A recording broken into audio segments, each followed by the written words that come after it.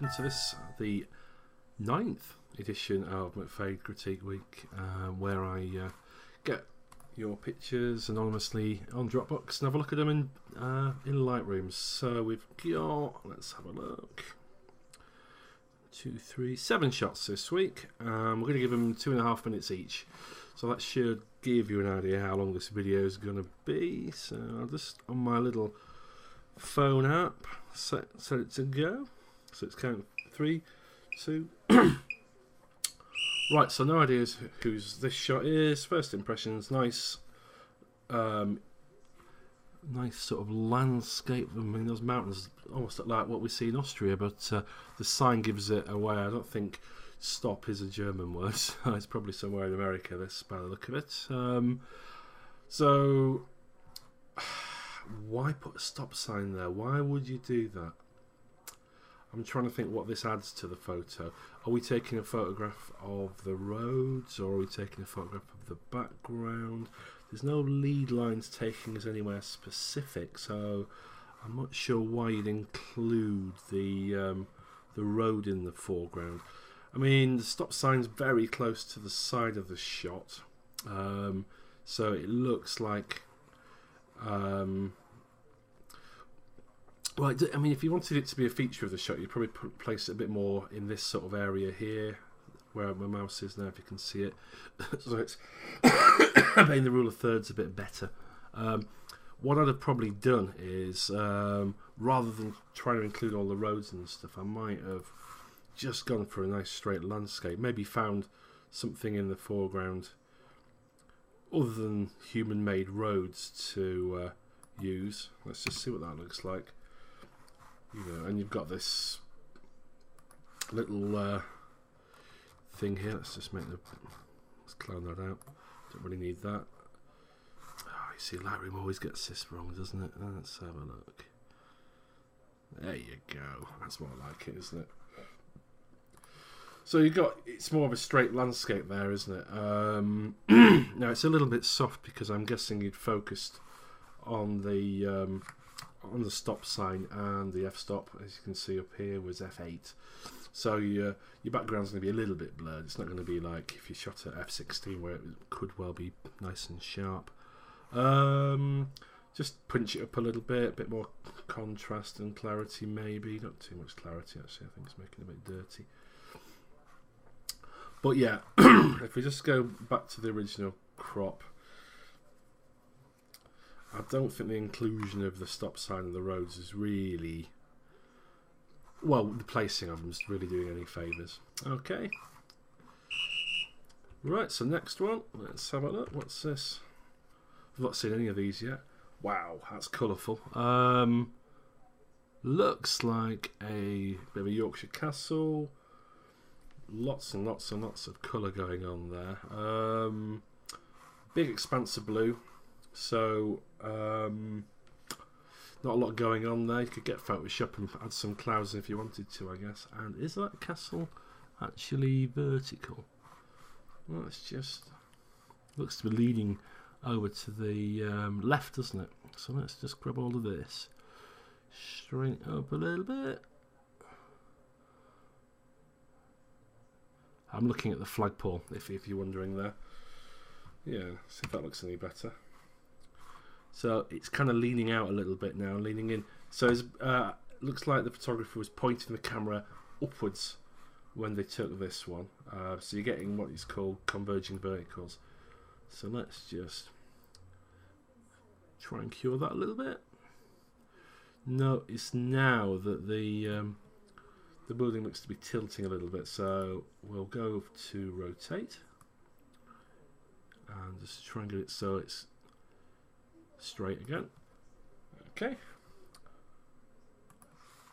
Now obviously we've got these bits of white at the bottom to think about now.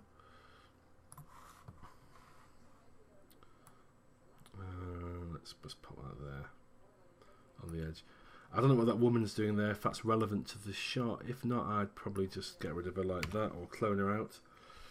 So it's a bit more straight now, but we've got it close to the edge. So how do we cure that? Well, I think a 3x2 crop I mean, that looks like it probably fit in a 10 by 8 frame, but I'd go for a 3 by 2, which gives you more of a, it's almost close to the golden sort of section kind of crop. There we go, something like that. There you go. You could have that. Anyway, so general comment is probably oversaturated for my taste.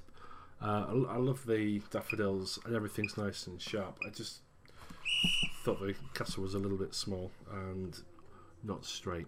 Okay, next one. Wow, someone's been borrowing my thing of road markings and stuff on the floor here. It's a very nicely produced shot, actually. It's probably HDR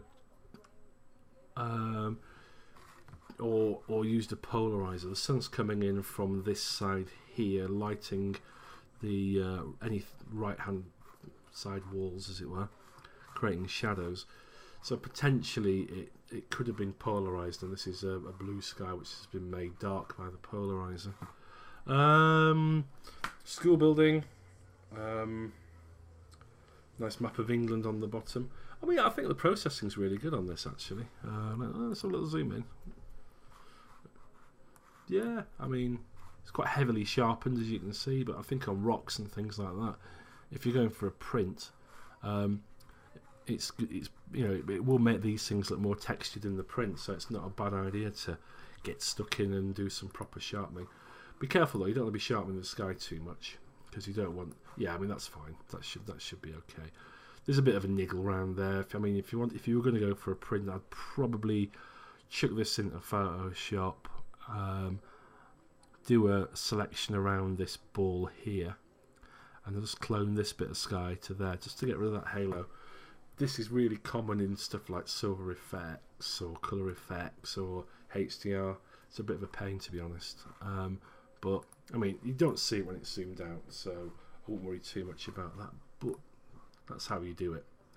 Use your selection, then clone, and then the selection doesn't. The selection stops you copying over the ball. Composition-wise, yeah, it works. Works. I mean, that's maybe a little bit on the central side, but you had to do that to keep this S in. The gap at the S here and the S there are both good.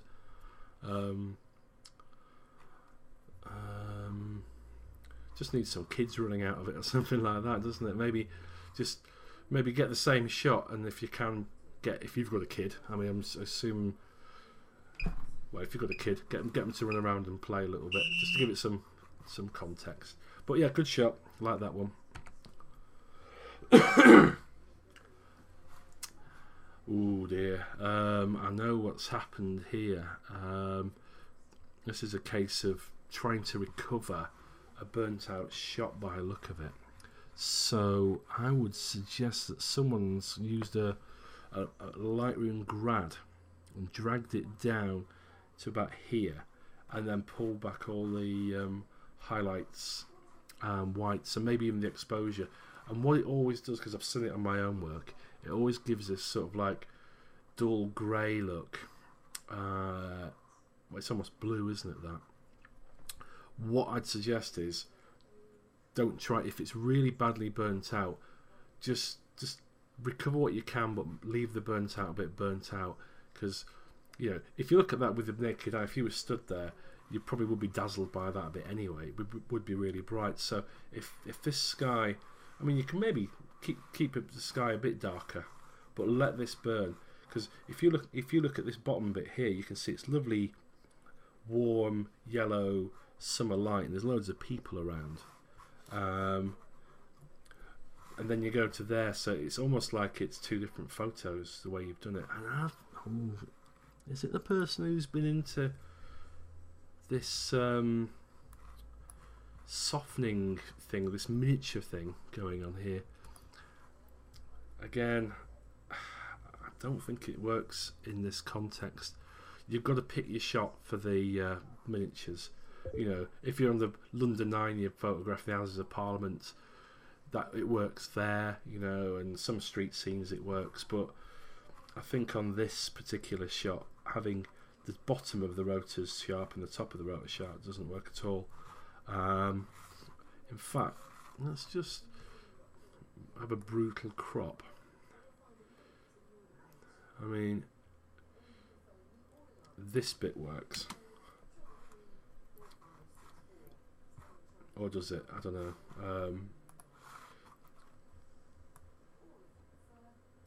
I'd go back to the raw file, start again, because whatever you've done with the processing doesn't work. Just let it burn out at the top, and let these shadows do the work at the bottom. Okay.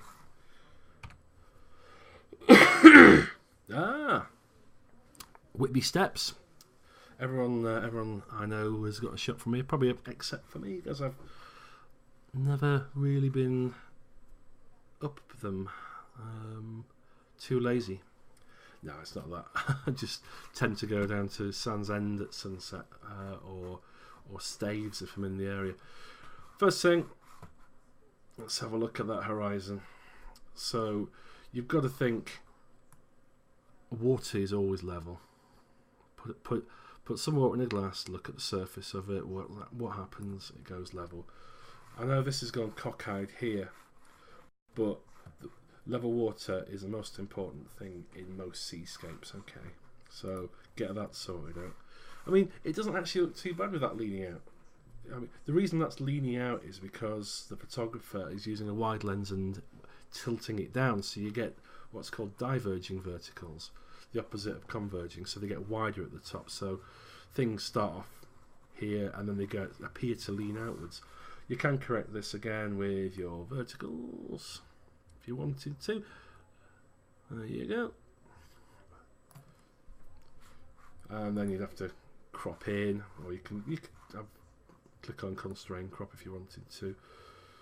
But okay, there you go. So we've got this spike here. I think, how are we doing for sharpness? There's a bit of motion blur, so I'm thinking you're probably 3.2 seconds. You can see the ghosting around this. So have you put this on a wall or something like that to take it? It wants to be pin sharp at 3.2 seconds. If you use a tripod, get it nice and firmly in place and take your shot that way, you'll get a better look. And also the histogram ends about halfway, so I think we did this last week to a few shots. So don't be afraid, work better on your raw files to bring that up and milk those colours. Okay, let's have a look at the next one. Wow. So this looks like more of a commercial kind of shot, picture of a, well, it looks like a water treatment works actually, of sorts, although these aren't, I don't know if it's clean or dirty water. There's a civil engineering degree coming out. I mean, it's got great detail. I can see this being used in a brochure for the owners of the factory. These big silos, great detail. Interesting lens. Look how many of these flares you've got going on around the outside of it. I mean, it's usually one per leaf on the lens. So whoever's used this has used a very small aperture. Yeah, there you go, f16, 18mm, 2.5 seconds. Would have liked to seen the whole of this in, if possible. I wasn't there, so I don't know what the scene's like. If you could have got this in, I think it would have been a stronger shot. This looks a bit distorted here. I'm not sure what's gone on there. Well, 18mm. Okay. Yeah, I think as a editorial shot, this is on the money. You can't really fault it. I'm sure if it was a client job. Now, if you wanted to sex it up a little bit, you know, for a bit more of a creative use or something like that, you could always add a bit more punch to it if you wanted to. I mean, warm him up. Oh, you can't warm a JPEG up in Lightroom anyway. you know, you can always bring those side edges in and make it quite moody if you wanted to. You know, you can do that kind of thing with a vignette, just to make it look a bit more crazy. But as a piece of art, I don't think anyone's going to be buying it, but as a stock shot and a commercial shot, I think it's really good. There you go. I mean, that's just literally 20 seconds of messing with sliders. You can make something completely weird out of it. Okay, next shot. So, what have we got going on here? It's like a path, bridleway, farm track in the Dales somewhere. I must admit, there's no real focal point to this one, is there? I think as you walk along this path and get close to this ruin, it would have got more interesting. But where you are now, the lead line's really good, but it's not leading us to anything specific. I mean, I like the way it's meandering like this, got this S shape going on, but there's nothing there to capture the imagination or anything like that. Maybe if you'd knelt down and got this puddle right in the foreground so it looked huge and there was something interesting reflected in the sky, it may have worked. But as it stands, I don't think there's enough there to... oh, hello.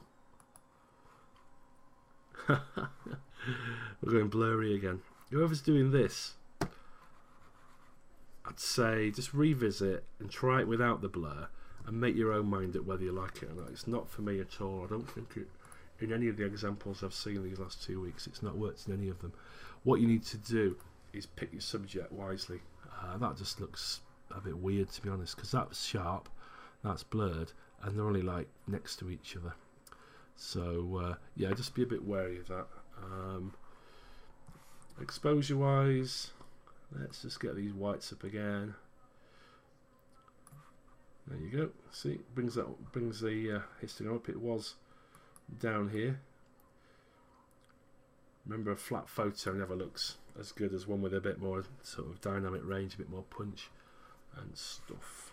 Was that the last one? Yeah, that's the last one today. So let's just have a little recap. So first one, oh yeah, the what looks like an American landscape with the stop sign. As I said,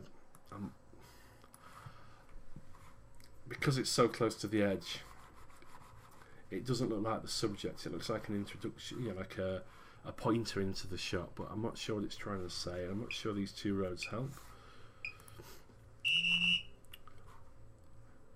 This one, I like the idea. A little bit oversaturated for my personal taste, but that's just me. I mean, take it back a little bit.